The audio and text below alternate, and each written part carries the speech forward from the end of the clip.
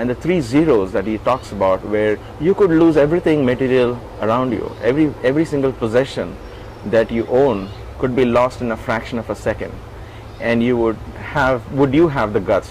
So the question arises: would you have the guts or the courage to say, "Thank you, Swami.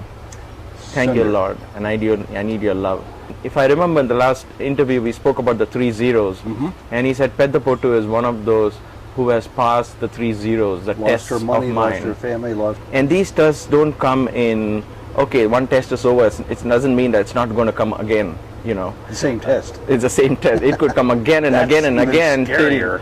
Right. I mean, Maya and I have been in situations where we have lost all our monies in a matter of weeks, and I think I shared with you on some other ground on a personal note. But there was every time a temptation to ask, why, Swami, why? And at those moments you think of the three zeros and all you say is, thank you, Swami. Thank you for this wonderful experience. There's something to learn, and you look for, and when the moment I say thank you, a sense of tremendous peace floods me, and that gives me courage to take the next step, and the next and the next step and the next step. So it's one step at a time, and at each step, if we learn to say thanks, we'll learn to look for the open doors. I always believe if there are 9 or 10 doors, and if they all shut on you, there's always one which can be opened. So we have to look for the open door rather than complain about the 8 doors that are closed on us. And reputation. The one is you lose your material possessions.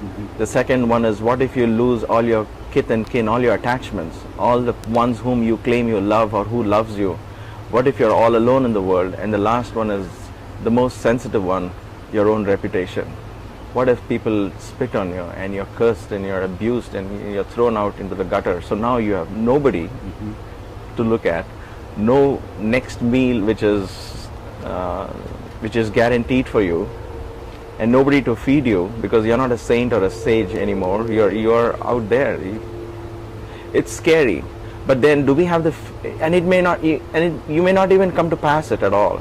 That's the beauty of it. You don't know.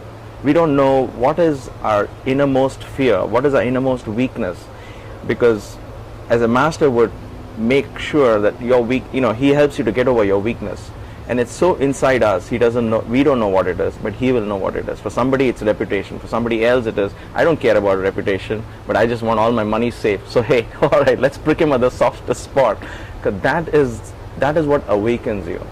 We never like to be awakened when we are sleeping, however soothing the alarm is. There will be always, oh my gosh, it's going off. Even if we had had 8 hours of sleep, 9 hours of sleep, we still don't want that alarm. So we get so accustomed to being where we are, that point of awakening will always be painful. And how that awakening comes and what kind of alarm he's got in store for each one of us, you never know. We never know. This is so... The fear of test or the fear of loss is the greatest fear of all. And the day we completely surrender is the day we say, all right, I have nothing to hold back. And that sets you free. That sets you free.